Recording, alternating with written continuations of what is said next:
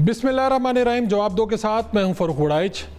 ख़बर भी है और अफवाहें भी हैं कि पाकिस्तान तहरीक इंसाफ में इस हवाले से तकसीम है कि क्या मज़ाहमती सियासत की जाए या मफाहमत की तरफ देखा जाए। ग्रुपबंदी भी है और इस हवाले से नए वज़ीर आला जो आए हैं सुहेल आफरीदी, उनकी तरफ भी उम्मीद की जा रही है और कहा जा रहा है वो बहुत अहम होंगे इस हवाले से मज़ाहमती सियासत की तरफ। आज के शो में हम इस पर भी बात करेंगे कि पंजाब में बल्दियाती इंतखाबात के हवाले से नुक्ताचीनी हो रही है, गुफ्तगू हो रही है। क्या इसकी हकीकत है? क्या ये जमाती बुनियादों पे होंगे, गैर जमाती बुनियादों पे होंगे? इसका फ़ायदा क्या है हुकूमत को? ये सारी बातें आज के शो में हम करेंगे। हमारे साथ आज के शो में फवाद चोई साहब होंगे, सीनियर सियासतदान। शेर अफजल मरवत साहब रुकन कौमी असम्बली हमारे साथ मौजूद होंगे और आगे चल के वज़ीर बल्दियात ज़ीशान रफ़ीक और रहनमा पाकिस्तान तहरीक इंसाफ शौकत यूसुफ सईद आप हमारे साथ होंगे। आगाज़ करते हैं फवाद चोई साहब से। फवाद साहब, ये जो बात आ रही है, ख़बर भी आई आज कि तहरीक इंसाफ बानी की रिहाई के मामले में तकसीम का शिकार है। एक तरफ मज़ाहमती सियासत है, दूसरी तरफ मफाहमत की बात हो रही है, ग्रुपिंग इस हवाले से चल रही है। तो क्या है ख़बर, क्या है इस हवाले से? क्या ऐसा ही है और आपके ख्याल में मज़ाहमत करनी चाहिए इस नहज पे या मफाहमत की तरफ बढ़ना चाहिए? लेकिन मसला तो ये है ना कि जो मौजूदा रजीम है वो को मुफाहमत के लिए जगह देने को तैयार है। Answer is no. तो पीटीआई तो ज़ाहिर है मुफाहमत ही चाहेगी ना। पीटीआई का तो मसला ये है कि रिलीज हो, कोई टेम्परेचर नीचे आए, चीज़ें बेहतर हो, आगे निकलें। लेकिन मसला ये है कि इस वक्त जो मौजूदा सिस्टम है उसमें कोई गुंजाइश नहीं है कि वो कोई मुफाहमत की तरफ, बातचीत की तरफ बढ़ने की। तो लिहाजा ऑप्शन ही नहीं है, आप क्या कर सकते हैं। और मज़ाहमत के लिए ज़ाहिर है कि ज़्यादा साजगार माहौल नहीं रहा। बदकिस्मती से जो लीडरशिप इमरान खान ने चुनी, वो लीडरशिप तो ज़ाहिर है कि उनमें तो इतनी कैपेसिटी नहीं थी कि वो कुछ कर सकते।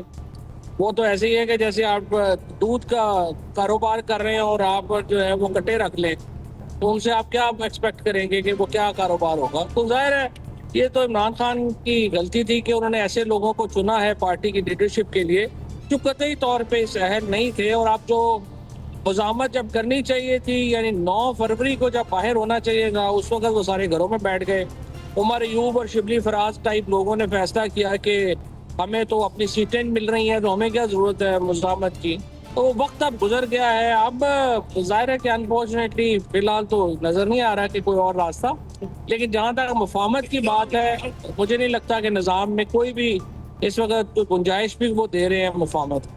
और ये जो बात ख़बर भी आई कि भाई कोई मुआवजा ही है, कोई डील अभी तो कुछ ऐसा नज़र नहीं आ रहा। खान साहब के रिहाई के इम्कानात ना होने के बराबर हैं, वो मुमकिन तौर पे 2026 के दौरान भी जेल में रह सकते हैं।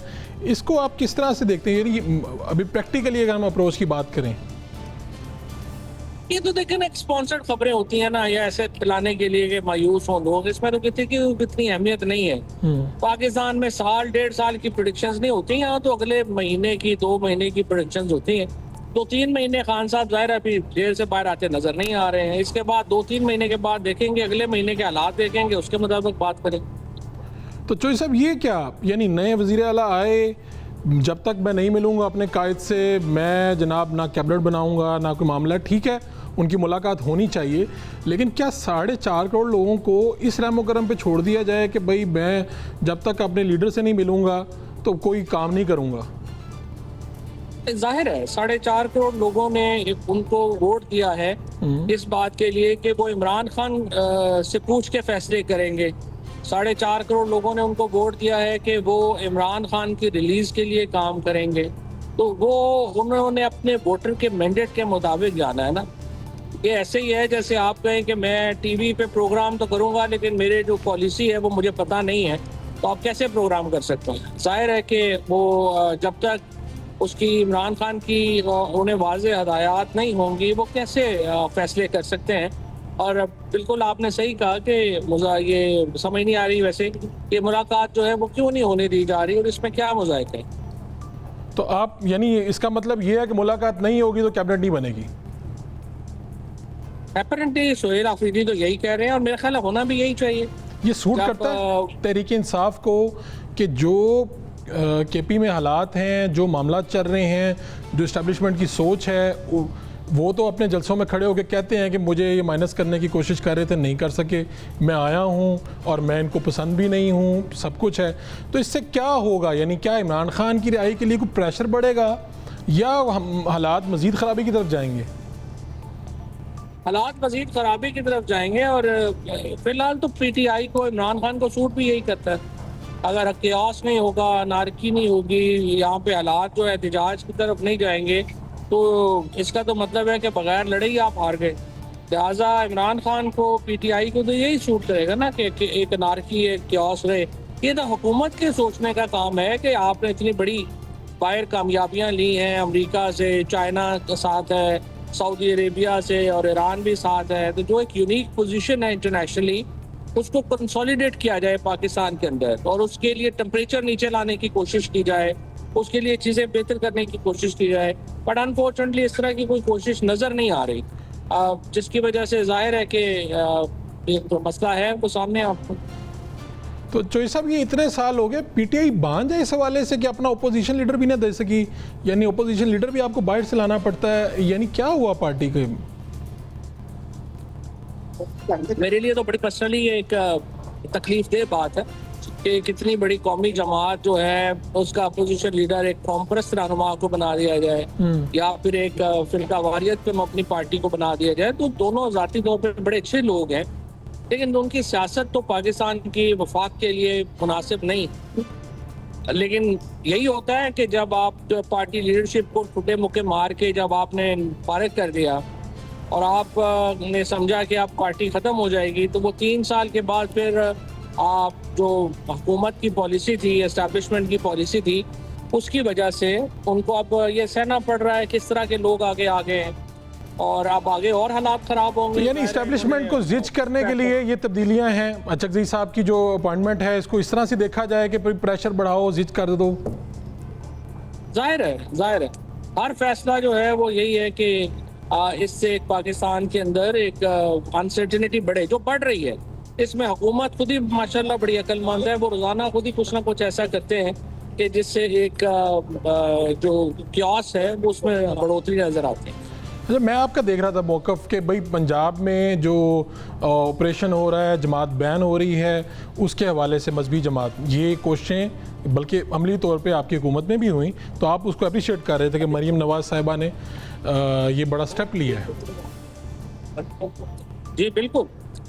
बात यह है कि पाकिस्तान में जो बुनियादी चीज़ है कि रियासत अपना राइट ऑफ वायलेंस जो है वो प्राइवेटाइज नहीं कर सकती, वो जत्थों में नहीं दे सकती। अगर इस तरह से आप करेंगे फिर तो मुल्क जो देख ही रहे हैं हम, जो टेररिज्म पाकिस्तान के अंदर है, जो चीज़ें हैं ये आपके सामने हैं। और आई थिंक ये एक मुनासिब फैसला है और इस पर अमल दरामद होना चाहिए। और ये बहरहाल हमें मायूसी हुई है कि जो सुप्रीम कोर्ट में अभी तक रेफरेंस नहीं भेजा जा रहा। अभी राना सनाउल्लाह साहब ने कहा है कि रेफरेंस भेजा जा रहा है, बट आई थिंक इस पे अमल दरामद होना चाहिए। लेकिन तो पाकिस्तान तहरीक इंसाफ तो एक तरफ वैसे ये जिस चीज़ के आप खिलाफ हैं, मैं जानता हूँ पिछले कई सालों से आप तो बात कर रहे हैं, ये अब केपी में तो यही चीज़ों को सपोर्ट भी किया जाता है। और अभी भी आप देखें कि जब वो चाहे आपके डिफरेंस हों, लेकिन फिर भी इस तरफ से थोड़ी सी अब तो सपोर्ट की भी बात हो रही है, कहा जा रहा है कि ना किया जाए। इसी मामले के ऊपर मैं कह रहा हूँ, तो दो आरा बड़ी मुख्तलिफ हैं। केपी का मामला बड़ा मुख्तलिफ है। केपी नहीं है, केपी में तो इस वक्त ट्राइब्स की लड़ाई है, सेटलमेंट की। बुनियादी जो लड़ाई है वो ट्राइबल फाइट है, सेटलमेंट की। उसका एक बड़ा पेचीदा मसला है, उसके ऊपर एक तवील आप समझिए कि प्रोसेस चाहिए, वो इतनी आसानी से हल नहीं होगा। और जाहिर है कि उसमें हमें लड़ाई भी करनी पड़ेगी और बातचीत भी करनी पड़ेगी। अच्छा, एक बात ये बताइएगा, अगले माह में कुछ जगहों पे ज़िमनी इलेक्शन होंगे, आप इसके किस तरह के नतीजे देख रहे हैं? क्या आपको लगता है कि हुकूमत या पाकिस्तान तहरीक इंसाफ? देखिए, मेरा तो ख्याल है पीटीआई तो बाइकआउट कर चुकी है इन इलेक्शंस का। और अभी तक अगर कहीं पे पीटीआई लड़ रही है तो मुझे नहीं पता, लेकिन इमरान खान वाज़े ऐलान कर चुके हैं इन इंतखाबात का, वो बाइकआउट कर चुके हैं। तो आप उनकी झोली में डाल रही हैं ये सीटें? इस पार्लियामेंट की क्या हैसियत है? देखिए, मैं तो इस पार्लियामेंट में पीटीआई चंद हफ्ते नहीं तो चंद महीने रहेगी, उसके बाद पीटीआई ने इन असम्बलियों से रिजाइन करना है ये इमरान खान के डिज़ाइन के मुताबिक ही नहीं है असम्बलियों में इस वक्त जाना, और वो असम्बलियों से रिज़ाइन करेंगे और एक बड़ी तहरीक खड़ी करने की कोशिश करेंगे। लिहाजा इन इलेक्शंस की कोई अहमियत नहीं है पीटीआई के तरफ से। और ये जो पंजाब में बल्दियाती इंतखाबात की बात हो रही, नून लीग को बहुत ताने दिए जाते थे हुकूमत को, भाई इतनी हिम्मत है तो करवा के दिखाओ, अभी पता चल जाएगा। वो तो तैयार है, किस बुनियाद पे? क्या अवाम जो है कुछ चेंज हो गई है, कुछ लहर आपको भी महसूस हो रहा है नीचे? मेरा ख्याल है अगर अवाम तो 65% लोगों ने इमरान खान को टिकट दिया था 8 फरवरी को, तो 75% लोग इमरान खान को टिकट देंगे, वोट करेंगे। तो वो तो इशू नहीं है। बल्दियाती इलेक्शन तो सिर्फ इलेक्शन कमीशन की जो हल्का बंदियों की एक्सरसाइज थी, उसको रोकने के लिए ये एक्ट पास किया गया है। मेरा नहीं ख्याल हुकूमत संजीदा है ये इलेक्शन कराने में, और ये मुकामी हुकूमतों के इलेक्शन तो है ही नहीं है, इसमें तो डिस्ट्रिक्ट गवर्नमेंट तो एग्जिस्ट ही नहीं करती, ये तो तहसीलों के हैं। और फिर जिस तरीके से ये लॉ बनाया गया है, ये तो हाई कोर्ट स्टे कर देगी अभी। तो अब वैसे यानी आपको लगता है कि हुकूमत इंतखाबात की तरफ लोकल जाएगी ही नहीं? नहीं जाएगी, ठीक है, जा ही नहीं सकते। और ये जो तो बातें हुकूमत जी, के जी। तो हुकूमत के गुजरा लोग, वो तो देखिए पैरों के बगैर आवाम में निकल नहीं सकते, वो कैसे बेचारे इलेक्शन कराने जो कि कहाँ से हैं, और इतनी बड़ी एक्टिविटी वो अफोर्ड ही नहीं कर सकते। तो सब ये क्या बातें चल रही हैं? यानी एक फेडरल मिनिस्टर कहते हैं कि भाई खान साहब को हम बनी गाला मुंतकिल कर सकते हैं, फिर एक खबर आती कि शायद उनको अडयाला से किसी इस्लामाबाद में नई बनने वाली जेल में भेज दिया जाएगा। तो क्या है, यानी ये क्यों किया जा रहा है, ये बयान क्यों हैं? अडयाला में क्या हुकूमत की मर्जी और मंशा के मुताबिक नहीं है वो? देखिए बात यह है कि जो गुजरा जिन्होंने ये बात कही है, वो तो डिसीजन मेकिंग हायरार्की में बड़े नीचे हैं, लिहाजा उनकी बात को कोई इतनी अहमियत तो नहीं दी जा सकती। वो तो टीवी पे आते हैं, तो अब टीवी वालों का काम चूंकि इमरान खान के बगैर नहीं चलता, प्रोग्राम इमरान खान भी करने होते हैं, तो इस तरह की शुरुआत वगैरह छोड़ते रहते हैं ताकि बात हो। जाहिर है इसमें क्या बात है, अगर आप संजीदा होते तो 78 साल की यास्मीन राशिद है, 76 साल के एजाज चौधरी हैं, 75 साल के महमूद रशीद हैं, 72 साल के हमारे शाह महमूद कुरैशी साहब हैं, इनको तो पहले घर भेज देते ना। ये तो ऐसे गैर संजीदा बात है। और आपको पाकिस्तान तहरीक इंसाफ की अगर यही क़यादत अगर बाहर होती तो शायद मंजरनामा मुख्तलिफ होता, यानी शाह महमूद कुरैशी और जिन लोगों के आप नाम ले रहे हैं। अब पॉलिटिकल लोग हैं ना, कम अज कम को पॉलिटिकल मनूवरिंग करते हैं, को सियासत की तरफ जाते हैं। अब जाहिर है कि इनका बड़ा नुकसान है जेल में होने का। ठीक है, और आपको लगता है कि फ़िलहाल इस पार्टी से, इस क़यादत से आप तो उम्मीदें नहीं, बिल्कुल भी आपकी उम्मीद नहीं है, तो फिर अवाम का भी यही हाल होगा कि ये पाकिस्तान तहरीक इंसाफ की मौजूदा क़यादत किसी भी तरह खान साहब को बाहर नहीं ला पाएगी?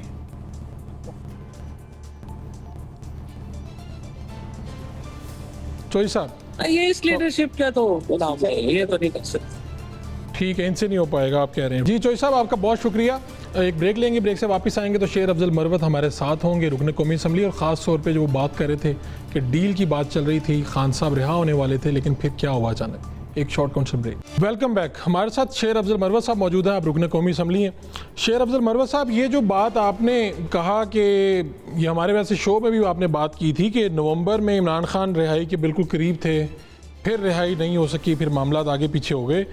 एक तो उस पर मैं चाहूँगा कि आप थोड़ी सी रोशनी डाल दें, फिर आगे सवाल है कि आगे क्या देख रहे हैं। ये जो खबरें चल रही हैं कि भाई पार्टी के अंदर मफाहमत और मज़ाहमत वाले दो ग्रुप हैं, क्या ऐसा कुछ है? या सारे मज़ाहमत वाले हैं या सारे मफाहमत वाले हैं?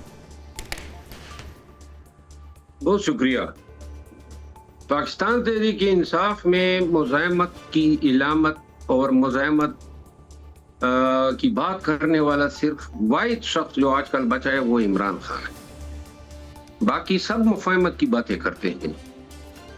मुज़ाहमत की बातें रोज़े अव्वल से इमरान खान कर रहा है और कह रहा है। और जहां तक आपने 26 नवंबर की बात की, तो 26 नवंबर के जो वाक़यात थे उस हवाले से तो मैं कई इंटरव्यूज पे कह चुका हूं कि क्या हुआ था उस रोज, 25 को क्या हुआ था और 26 को जो है क्या वो अवामिल थे जिनकी वजह से डील होते होते रह गई। डील क्या मतलब ये है कि खान साहब जो हैं बज़िद्द अपने मुतालिबात मनवाने पे, जिसमें सियासी लोगों की रिहाई, और साथ में वो सिर्फ अपनी रिहाई नहीं चाहते थे बल्कि वो चाहते थे कि रिकवरी जो है उनकी रिहाई के बाद टेकअप होगा। लेकिन मामलात जो हैं वो शायद अल्लाह को मंजूर नहीं थे, क्योंकि उस वक्त तक तो मेरी दानिश में, और अगर आप इसकी तस्दीक करना चाहें तो बैरिस्टर गौर साहब या बैरिस्टर सैफ साहब से पूछ लें, उस वक्त तक तो कोशिशें जो है अतराफ से यानी दोनों तरफेन से जो है इस नवीयत की थी कि शायद उन पे शक नहीं किया जा सकता था। हत्ता कि हुकूमत की तरफ से ये कहा गया कि जब तक खान साहब रिहा ना हो तब तक आप लोग संज्ञानी में बैठे रहे। अच्छा। तो लिहाजा और रिहाई के लिए 5-7 अयाम मांगे गए थे। लेकिन बहरहाल वो जो कैमरे की बात मैंने की थी कि मोबाइल फ़ोन मौजूद नहीं था और दूसरे मोबाइल फ़ोन से खान साहब वीडियो नहीं रिकॉर्ड कराना चाहते थे, तो यूँ अल्लाह को ये शायद मंजूर था। रेंजर्स के आलकार जब शहीद हुए रात को 25 को जी, इसने फिर पूरा सिनेरियो चेंज कर दिया और वो जो उनकी शहादत थी बुनियादी तौर पर तो वो एक मरी के एक नौजवान जो है वो डर के मारे गाड़ी भगा रहा था, एक्सीडेंटली उन्होंने रेंजर के आलकारान को शहीद किया, लेकिन बहरहाल जवाब मिल गया। इसके बाद 2 रेंजर आलकार और शहीद हुए, तो यूं जो है मामला तो फिर बिगड़ गए। तो ये जो आप बात कर रहे हैं, मैं कल हमारे शो में अली बुखारी साहब थे और इसी तरह से लीडर, ये तो मुकम्मल अंकारी में है, यानी ये कहते हैं जी मुलाकातें तब से लेके बाद तक खान साहब से मेरी होती रही हैं, यानी अली बुखारी साहब का हवाला दे रहा हूँ आपको। तो वो तो कहते हैं ऐसी कोई ऐसी सीरियस बात नहीं थी कोई। नहीं, अली बुखारी साहब जो है वो तो इस प्रोसेस में तो नहीं थे ना। ये गुफ्तगू ये जितनी भी बात आप अली अमीन खान से अब पूछ लें, अब तो वज़ीर आला नहीं रहे हैं शायद। अलबत्ता बैरिस्टर गौर साहब जो हैं या बैरिस्टर सैफ साहब या फिर मोहसिन नकवी साहब है, राना सनाउल्लाह साहब है, और मैं मतलब ये क्यों हम झूठ बोले। अच्छा, यानी इस लेवल के जो लोग हैं, ये 4-5 आपने पीटीआई से 4 बताए हैं, बाकी हुकूमत से, इन लोगों के इल्म में है ये सारे इस प्रोसेस का हिस्सा थे? जी बिल्कुल, यही तो मैं कह रहा हूँ ना।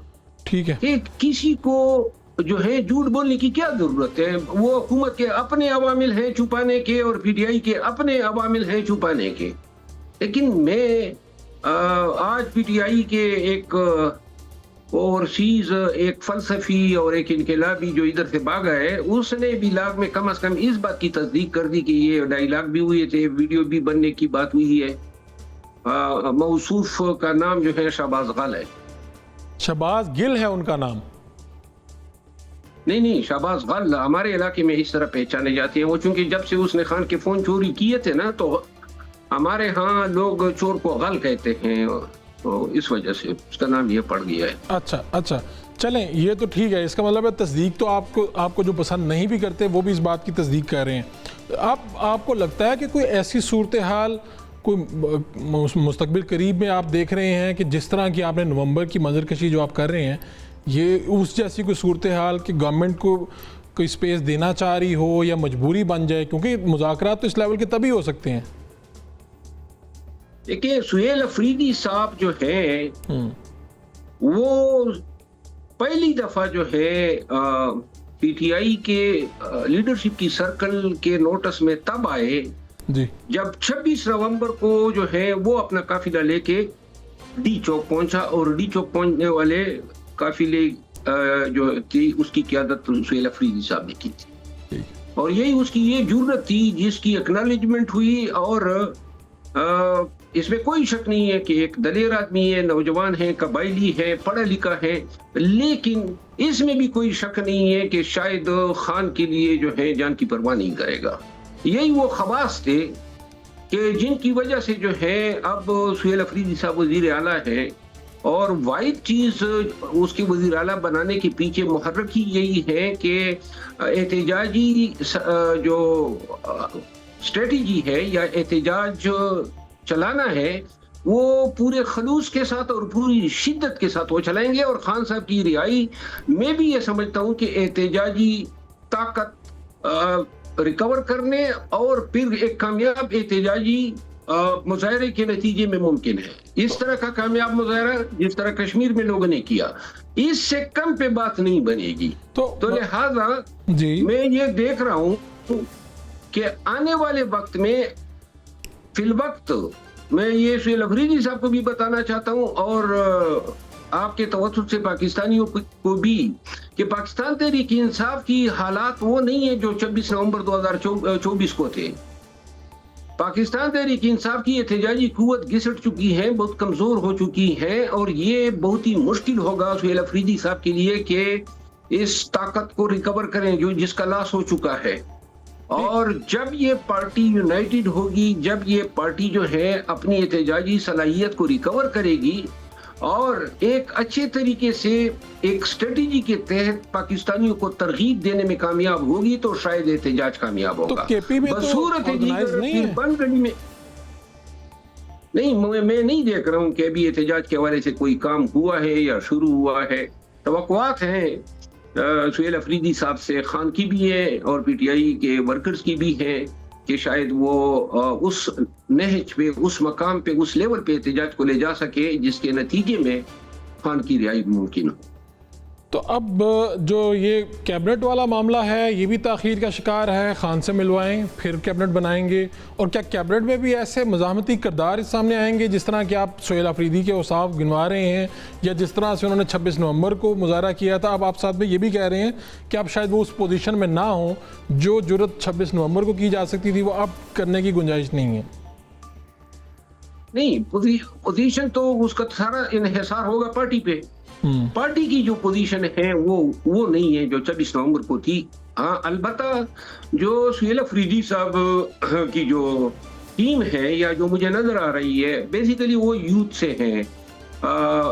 यूथ जो पाकिस्तान तहरीक इंसाफ के यूथ ऑर्गेनाइजेशन है, पहले ISF में थे और उनकी टीम जो है वो अली अमीन खान की काबीने का हिस्सा थी, जिसमें मीना खान अफरीदी है, जिसमें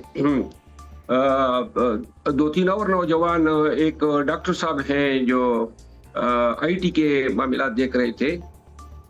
और ये वो लोग हैं जिन्होंने 9 मई के बाद मेरे साथ भी काफी काम किया और बहुत ही ज्यादा जुर्रत से काम किया है।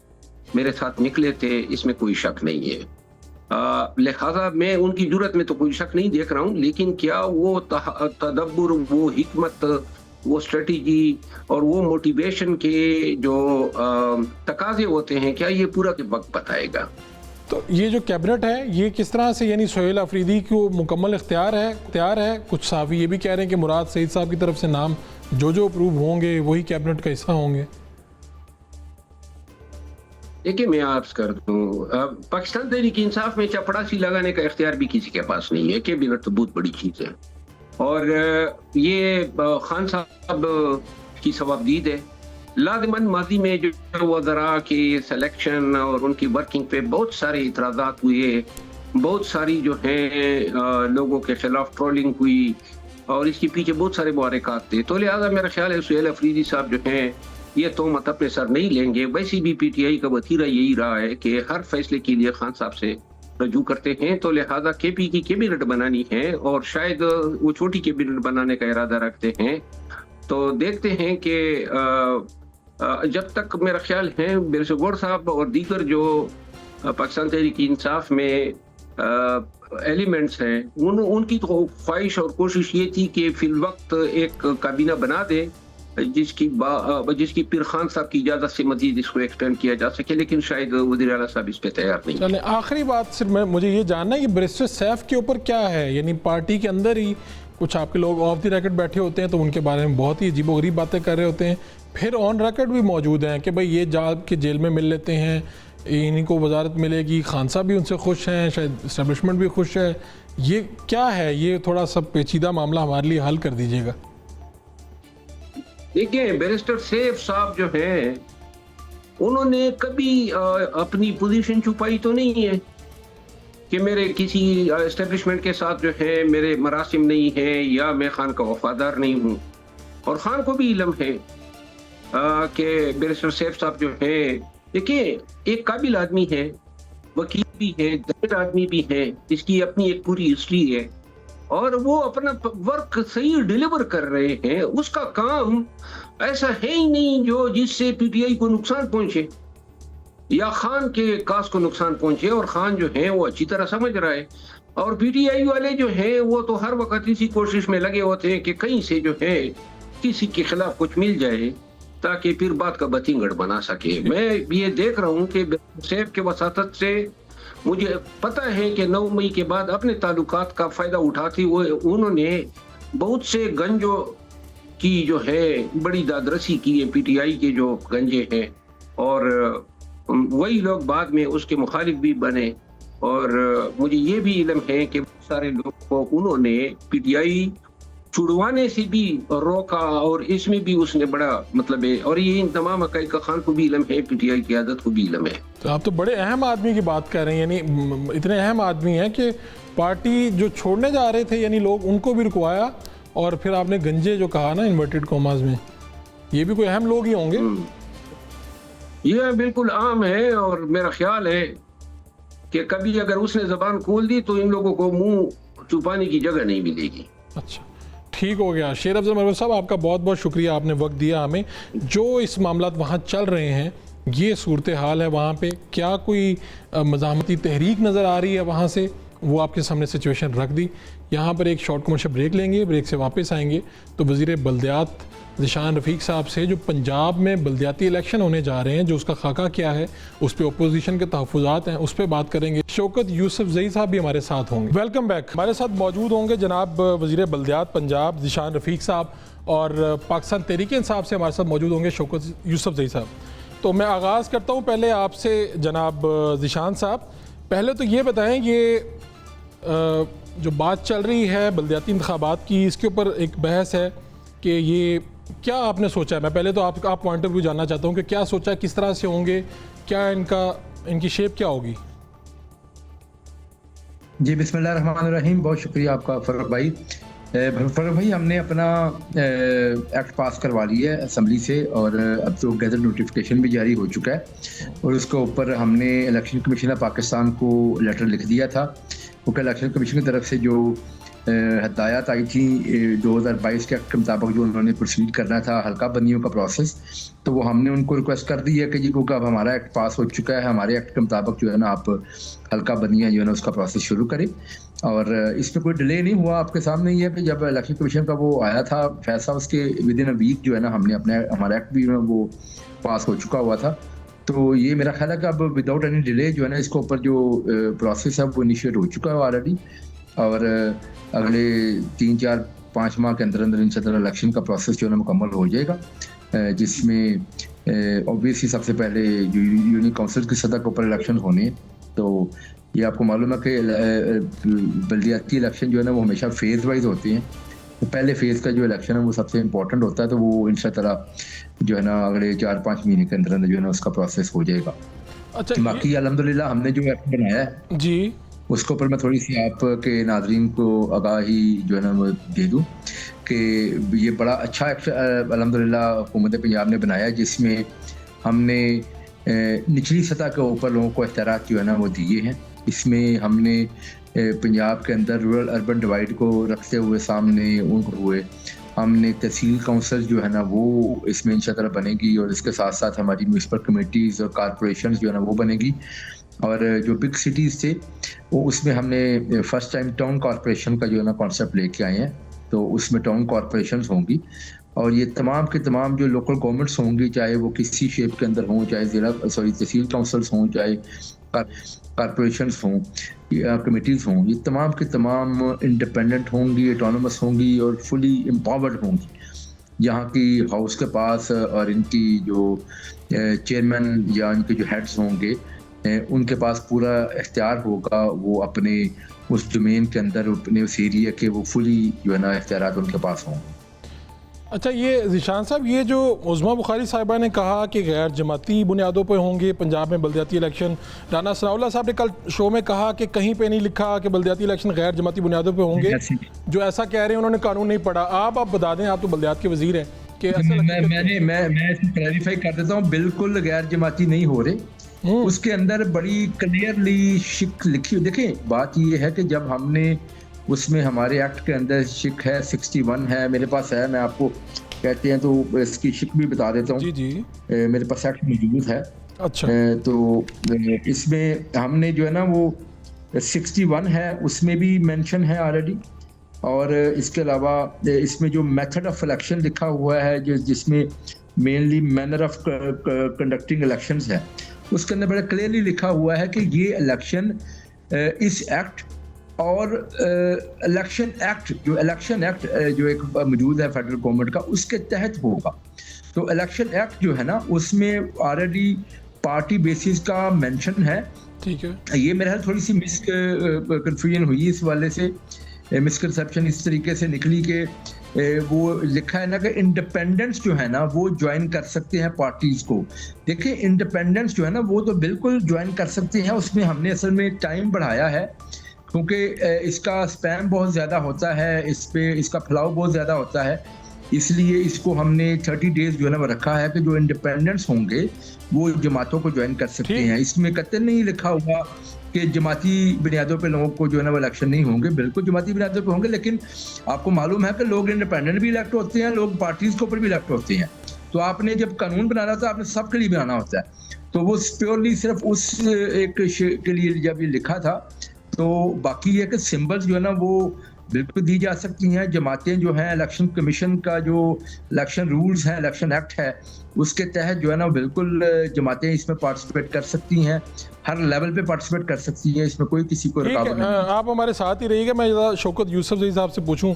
शौकत साहब, ये क्या चल रहा है? खबर भी आई कि जी बानी तहरीक इंसाफ की रिहाई के हवाले से पार्टी कोई तकसीम का शिकार है। एक तरफ नए वज़ीर आला की जो है मज़ाहमती सियासत है, दूसरी तरफ कोई और बात हो रही है मफाहमत की, और साथ में ये कि कितना डिले होगा कैबिनेट की तरफ, यानी 4.5 करोड़ लोगों का सूबा है, ये डिले सिर्फ एक मुलाकात के ऊपर है। अगर मुलाकात फेडरल गवर्नमेंट नहीं करवा पाती तो क्या कैबिनेट नहीं तश्कील पाएगी? बहुत शुक्रिया। देखिए मेरा तो ये ख्याल है कि पहली बात तो ये कि मुलाकात क्यों नहीं हो रही। अच्छा, इस गवर्नमेंट को क्या मतलब मुश्किल क्या है उनके लिए, और क्यों पंजाब हुकूमत के लिए क्या है, क्यों नहीं मिलने दिया जा रहा है। दूसरी तरफ वो फेडरल गवर्नमेंट के जो मिनिस्टर साहिबान हैं वो बार बार कह रहे हैं कि 4.5 करोड़ आवाम की आबादी है, उनको बगैर हुकूमत के छोड़ा हुआ है, कैबिनेट नहीं बन रही है। तो भाई अगर आपको इतना ही इन लोगों की फिक्र है तो आप मुलाकात ही करा दे। तो मुलाकात क्यों नहीं करा रही? चलो ये तो एक अलग इशू है।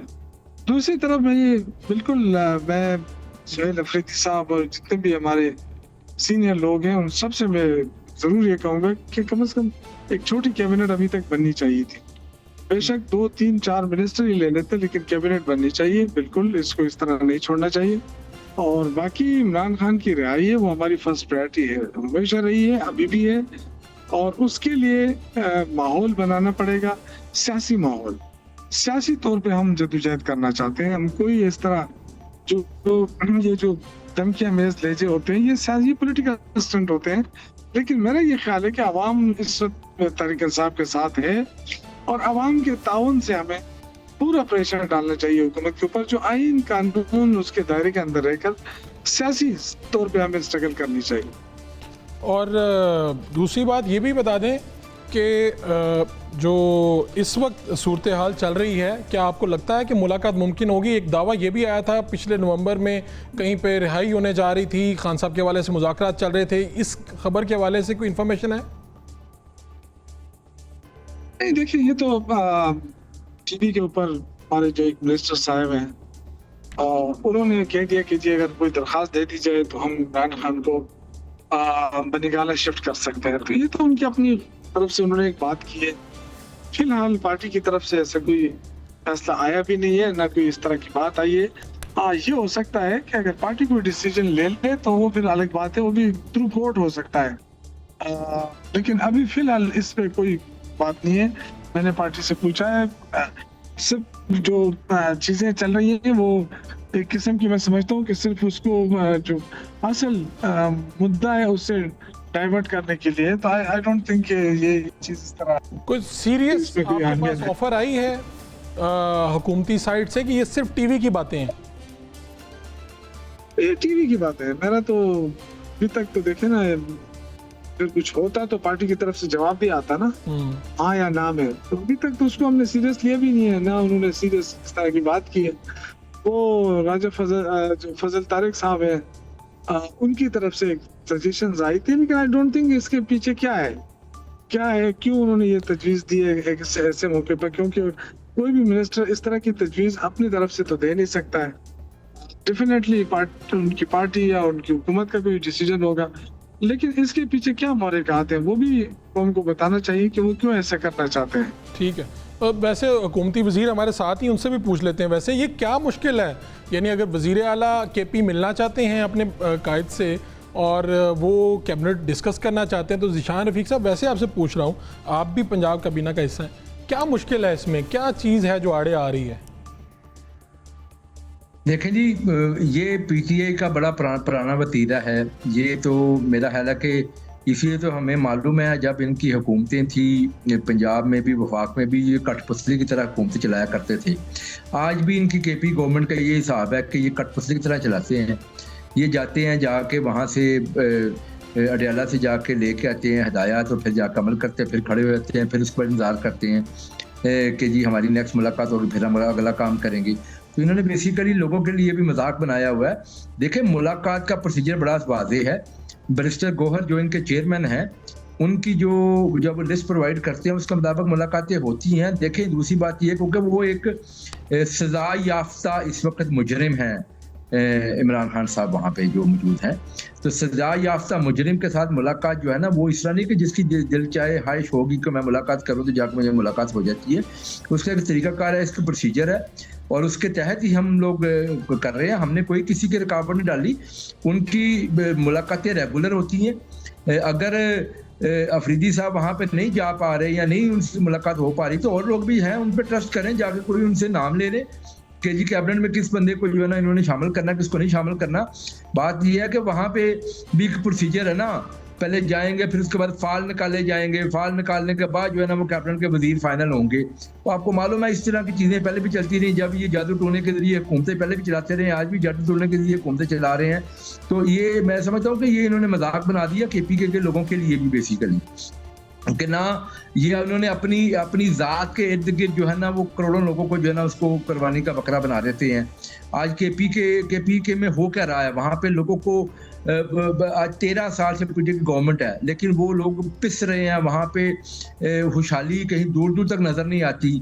वहाँ पे लोगों को बुनियादी सहूलतें मैसर नहीं है। कोई एक अपना प्रोजेक्ट जो है ना इसका जिक्र नहीं कर सकते, कोई एक ऐसी चीज़ का जिक्र नहीं कर सकते कि हमने 13 सालों में लोगों को ये डिलीवर किया। इनसे पूछे इन्होंने किया क्या है। जब आप हुकूमतों में बैठते हैं तो हुकूमतों में बैठने का मकसद क्या है? मकसद ये है कि अपने ज़ाती फ़ायदे या सिर्फ लोगों को डिलीवर करना है, लोगों के मसाइल हल करने हैं। तो मैं समझता हूँ कि हमने देखे पंजाब के अंदर जब हम बात करते हैं जो इनको बड़ी चुभती है, जब ये पंजाब की हम बात करते हैं तो इनको बड़ी वो ये बर्दाश्त पंजाब डिलीवर कर रहा है। पंजाब की परफॉर्मेंस देखते हैं तो उसके ऊपर इनको कोई इनके पास बात होती को नहीं है करने को, तो ये इधर उधर की बातें ले आते हैं। हम तो कहते हैं देखिए, जब हुकूमतों में होने के बाद आप ये इस तरह का रोल नहीं अडॉप्ट कर सकते कि जी आप एहतजाज की और आप ये आओ और जाके के नाम में मुलाकात कराओ, नहीं तो ये कर देंगे वो कर देंगे, इस तरह चीज़ें नहीं होती है। आप अपनी परफॉर्मेंस के जरिए लोगों को बताते हैं कि जी ये हमने किया है। अच्छा, तो हम तो कहते हैं हमारा मुकाबला करें आके, अगर आपने करना है तो परफॉर्मेंस के ऊपर करें। इस तरह की बातों में ना जाएं, ये इन चीज़ों के ऊपर जाकर लोगों का कोई फायदा नहीं हो रहा, लोगों का नुकसान हो रहा है। वहाँ पे KP के लोगों से पूछ के देखे, वो पिस रहे हैं बेचारे, उनके पास बुनियादी सहूलतें नहीं है। पूछ लेते हैं, करप्शन का बाजार पहले भी गर्म था, पहले भी 1.5 साल में दिहाड़ियां लगाई गई, अब नई लोग आ गए, वो नई दिहाड़ियां लगा के चले जाएंगे, ये काम होना वहाँ पे। ठीक है शौकत साहब, ये क्या बातें सुन रहा हूँ मैं, वो कह रहे हैं भाई आप हुकूमत करें, लोगों की फलाह के लिए काम करें, आप क्या दिहाड़ियाँ और क्या क्या।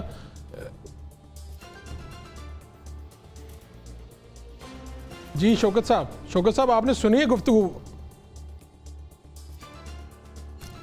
मेरी आवाज आ रही है? जी आ रही है। जी मैंने सुन ली है, और मुझे ये भी पता है कि इनका लीडर लाहौर से हार गए। नवाज शरीफ साहब लाहौर से हारे क्यों हैं? अगर इन्होंने डिलीवर किया होता तो लाहौर और पंजाब का इतना बुरा हाल तो ना होता ना कि वहाँ इनको फॉर्म 47 का सहारा लेकर हुकूमत बनानी पड़ती। देखिए, ये बड़ी बातें करते हैं वहाँ बैठ करके, जी यहाँ कुछ नहीं हो रहा। अगर कुछ नहीं हो रहा तो फिर आवाम वोट क्यों दे रही है? वैसे मुफ्त में वोट दे रही है, लेकिन चूंकि आपको तो वोट से गरज ही नहीं है ना। आप कहते थे वोट को इज्जत दो, तो सुहेल अफरीदी को 4.5 करोड़ आवाम ने मुंतखब किया है ना, फिर इज्जत दो ना उसको। एक जेल की मुलाकात नहीं करा सकते हो आप? और आप बातें करते हो कि जमहूरियत और काम करो, और बड़ा आपका दिल दुख रहा है केपी के लोगों के लिए। आटा तो आप दे नहीं सकते, आटा बंद कर देते हैं जब मर्जी हो, गंदम बंद कर देते हैं कि जी बंद कर दो केपी के ऊपर, जैसे हम किसी दूसरे सूबे में रहे, दूसरे मुल्क में रह रहे हैं। तो इस तरह की बातें ना करो। परफॉर्मेंस तो देखिए आवाम देती है ना, फैसला आवाम ने करना होता है। 8 फरवरी को आवाम ने फैसला दिया है इमरान खान के, चौधरी कर दिया। अभी आप वहां बैठ के ताने देते हैं हमने ये किया, हमने वो किया। तो मेरे भाई एकदम दूर की बात। और मैं आपको पंजाब में मैं आता हूँ और मेरे जो भाई ये बैठा है, ये अपना कैमरा लेकर आ जाए, बिस्मिल्लाह कर ले, देख आवाम से पूछ ले कि आवाम वहां उनसे मुतमईन है या यहाँ पे इमरान खान से पता चल जाएगा। ये इस तरह ये जो आगे, लेकिन बदकिस्मती है कि इनको तो जमहूरियत से सरोकार ही है ना, इनको तो फ्री में हुकूमत मिली हुई है। ये मैं जरा उनसे पूछ लूं निशान साहब, सियासी एक्टिविटी पंजाब के अंदर है नहीं, ठीक है, कोई सियासी एक्टिविटी नहीं है पंजाब। निशान साहब बताएं, कैमरा लेके चलते हैं, शौकत यूसुफजई साहब को ले लेते हैं साथ और कह रहे हैं आवाम से पूछ लेते हैं कौन काम कर रहा है कौन नहीं कर रहा है। भाई मैं बताता हूँ, बिल्कुल बिल्कुल मैं रेडी हूँ। फरूक भाई मेरी बात रेडी हैं आप? गुजारिश ये है कि मैं मेरी गुजारिश सुनिए जी। इन्होंने एक प्रोजेक्ट का नाम नहीं गिनाया, 13 साल हो गए हैं। आप ऐसा करें फरूक भाई, अपने प्रोग्राम आप एक करें जी, आप वहाँ पे अपने स्टूडियो में मुझे भी दावत दे, मैं भी आता हूँ, शौकत अली साहब भी आ जाए। मैं अपने 1 साल के इनिशिएटिव लेके आता हूँ, काम लेके आता हूँ। ये अपना 13 साल का काम लेके आए। 13 साल का मुकाबला 1 साल से करेंगे आप? जी मैं इनके 13 साल का मुकाबला 1 साल से करूंगा। आप लेके आए, इनके लेके आ जाए। और उस 13 साल के में 4 साल 4.5 साल पंजाब के भी डाल लें, वो भी डाल लें। 13 साल केपी के 4.5 साल पंजाब के भी डाल लें। 4.5 साल के पंजाब के काम ले आए, 13 साल के केपी के काम ले आए। मैं 1 साल की अपनी हुकूमत के पंजाब का काम लेके आता हूँ। आप प्रोग्राम करें, मैं उस पाता हूँ। इन्होंने लंबी बात की, कोई एक इनिशिएटिव नहीं बताया। इनके पास इनिशिएटिव है ही कौन नहीं है, ये बार बार फॉर्म 47 पे आ जाते हैं।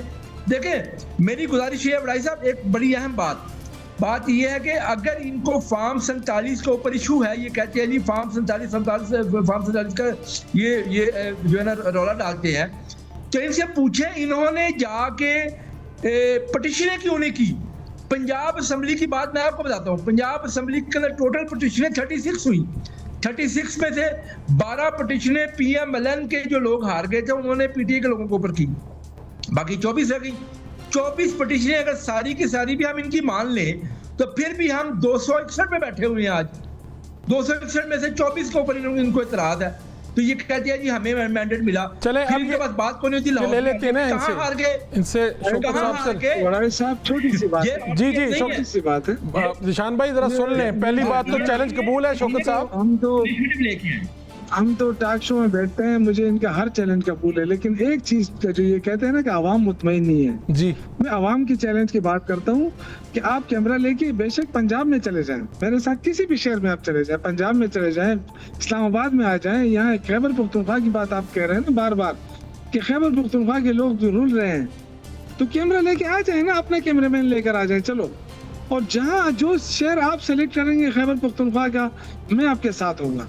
ये चैलेंज कबूल करते हो, आवाम में जाए ना, अपनी बातें तो ये जो इनिशिएटिव वाली बात कर रहे हैं बड़ी बातें शौकत साहब के 17 साल का आपका इरा और इनका 1 साल का, वो कह रहे हैं ये भी हम दोनों कर लें मुआवजा। बात सुनो ना, मैं बड़ाई साहब देखो ना, मैं भी बड़ी बातें करूंगा ना। यूनिवर्सिटी हमने बनाई है, देखते एक मिनट यूनिवर्सिटी हमने बनाई है, मोटरवे हमने बनाया अपने सूबे का, आप यूनिवर्सिटी का नाम बता दें, नाम बता दें। बनाई है हमने। एक मिनट यार, एक मिनट मेरे भाई, यहाँ पे इंडस्ट्री तो है नहीं कि मैं आपको इंडस्ट्री की नाम देती हूँ, इंडस्ट्री हमने बनवाई है। एक मिनट ना, बात तो सुन लेना। देखिए बात होती है आवाम की, आवाम किससे मुतमईन है, सबसे अहम चीज जमहूरियत के अंदर ये होती है। ठीक है, अगर हमने कुछ नहीं डिलीवर किया ना, तो आपने साबित कर दिया ना कि हमने कुछ नहीं किया, ये तो अच्छी बात है ना। मैं तो आपको दावत देता हूँ कि आ जाए और लोगों से पूछ लेते हैं कि आप किससे मुतमईन, ठीक है, क्या बात शरीफ से मुतमईन है कि इमरान खान से मुतमईन है, बात खत्म हो गई यार। आपका बहुत बहुत शुक्रिया। ये आपने सुन ली बात, वज़ीर बल्दियात जो हैं वो तो जो बात कर रहे हैं ये काफ़ी हद तक ये कन्फ्यूजन दूर कर दी और ये मुकम्मल तौर पे तैयार हैं और ये भी बात सामने रख दी है कि गैर जमाती बुनियादों पे इंतखाबात नहीं हो रहे। इंशाल्लाह फिर मुलाकात होगी, अल्लाह निगहबान।